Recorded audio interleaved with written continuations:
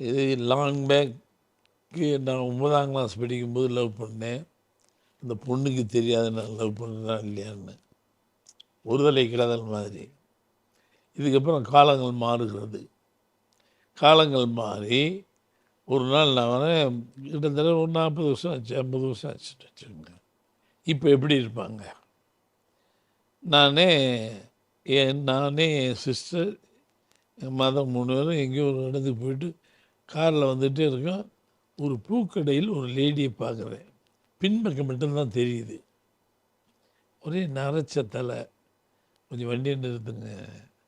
இல்லை, என் சிஸ்டரை சொன்னேன், அம்பாலம்மா அதை பார்த்தா அவங்க மாதிரி இல்லைன்னு அந்த பேரை சொல்கிறேன். ஷாக் ஆகிட்டான். என்னடா கிறுக்கா, 50-60 வருஷமாக நான் தான் பேசிகிட்டு இருக்கேன். சொன்னா திரும்பினா அவங்க தான். எல்லாம் ஷாக் ஆகிட்டாங்க. எப்படின்னா இவ்வளோ வருஷம் கழிச்சு பின்னாடி நரைச்ச தலையை பார்த்துட்டு அவங்க தான் நீ சொன்னேன். அப்பா அதுதான் லவ். அதை அழிக்க முடியாத விஷயம் அப்படின்னு. அது பேரெல்லாம் இப்போ சொல்ல முடியாது.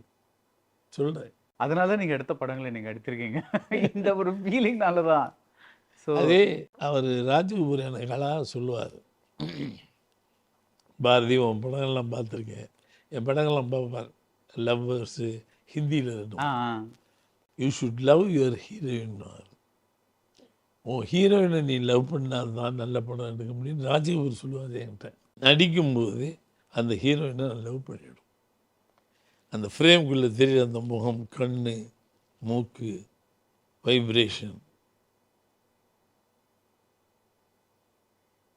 நம்மளையும் அறியாமல் அப்படி ஒரு ட்ராவல் போகணும். அவள் நேசிக்கணும். இது அழகாக இருக்கே, ஷார்ட் வைக்க தோணும். இந்த பாதங்கள் அழகாக இருக்கே, ஷார்ட் வைக்க தோணும்.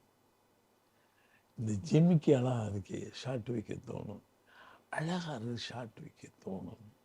அதுதான் ஃப்ரேமுக்குள்ளே ஒரு அலை வேணும். அவளை நீ நேசிக்கணும்.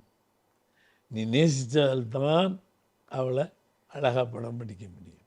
இது என்னுடைய கருத்து, நல்ல கருத்து. கடைசியில்